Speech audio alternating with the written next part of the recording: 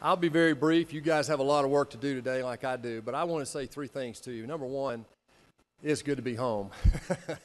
I go back to the swamp later today, but I want to thank you, number one, for what you do here in Georgia. I brag on you all the time. I know that sounds rhetorical, but it's not.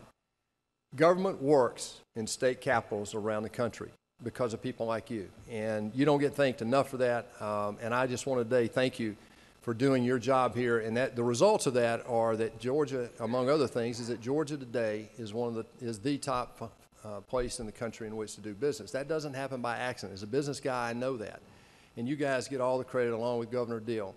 We can keep this ball rolling if we continue to do what we've been doing the last 10 or 12 years. The second thing is, last year I want to bring a report to you that we focused on a couple of things under a new administration. We focused on job one was growing the economy, getting the economy moving again. We focused on regulations, energy, and trade. I'm here to tell you today that we've eliminated 860 rules and regulations. Over 1,550 people in the VA have lost their jobs because of non-performance, over 500 in the Department of Education. Things are moving there to make government work in the nation's capital like you do here in the state capital. This year, we're working on immigration, trade, and infrastructure to continue to focus on growing the economy. I'm excited to tell you today one thing that you probably haven't seen in the press because they don't want to talk about this is that in this last spending bill is a clause that gives us the ability, it creates a select committee on budget reform.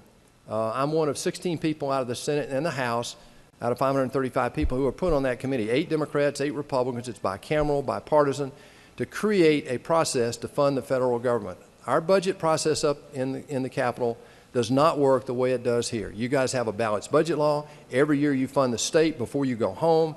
In the federal government, it doesn't work that way. We've only funded the government 4 times since 1974 on time.